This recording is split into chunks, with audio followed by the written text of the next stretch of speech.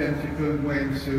Sabah Bakouri, je crois, peut-être, Service Omari, d'aller plus loin pour qu'on puisse faire de cet événement un vrai événement africain qui regroupe l'ensemble des élites africaines, qu'elles soient politiques, économiques, administratives ou même intellectuelles. On en a besoin parce que l'Afrique aujourd'hui est en train de mettre en place ses propres modèles de développement, pas un seul, parce que quand même on ne peut pas avoir un seul modèle de développement, parce que les modèles de développement sont contextualisés. On a besoin d'avoir des modèles appropriés, adéquats, qui émanent de nos spécificités, de nos particularités, de nos besoins, de nos potentialités.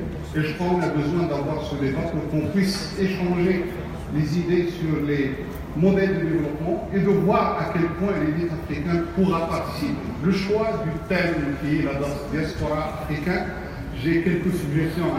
Si on peut, dans quelques années, peut-être l'année prochaine, d'organiser le débat africain quelque part en Europe, par exemple, et de regrouper l'élite africaine là-bas et de faire un transfert, un gap, ça peut être à Marseille, c'est à vous de négocier avec les organisateurs.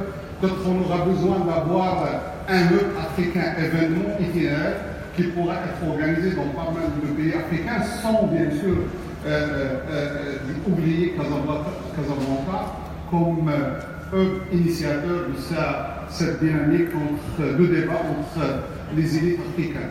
On a besoin, je crois, de créer un vrai réseau des élites africaines.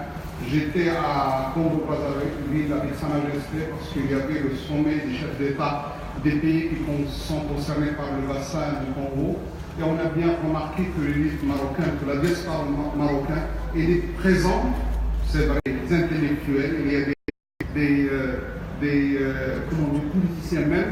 Et j'avais proposé qu'on organise bien sûr un réseau, qu'on mette en place un réseau de la diaspora marocaine qui existe en Afrique et qu'elle crée elle-même un réseau, un bridge avec les élites, avec la diaspora africaine qui existe ailleurs dans le monde. Et je crois à travers ce réseau-là, ça permettra aujourd'hui les technologies, les télécoms, les technologies, la sphère bleue, nous permet aujourd'hui avec peu de moyens d'avoir cette communication permanente entre les élites africaines, d'échanger des expériences, de connaître les réalisations, les belles réalisations de l'élite africaine. On a besoin de connaître davantage les potentialités. On a besoin d'apprendre de ces expériences. On a besoin d'avoir plus d'informations sur les transformations que connaissent les pays africains.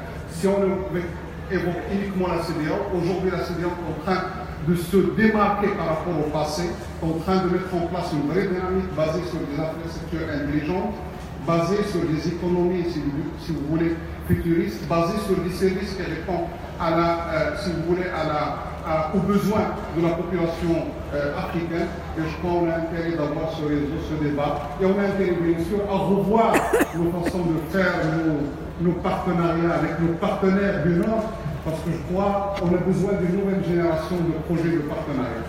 Les projets passés, ils ont donné ce qu'ils ont donné, mais je crois qu'on a besoin de repenser nos façons de faire les partenariats avec nos amis du Nord, surtout les Européens, surtout les Français, surtout les Marseillais. On a besoin d'avoir une nouvelle façon de faire les partenariats pour qu'ils soient bénéfiques à tout le monde. Merci pour cette invitation. J'aurai l'occasion d'évoquer en détail les différents éléments que je viens d'évoquer. Merci Monsieur le Ministre, effectivement, au pied levé, donc d'avoir partagé avec nous vos convictions.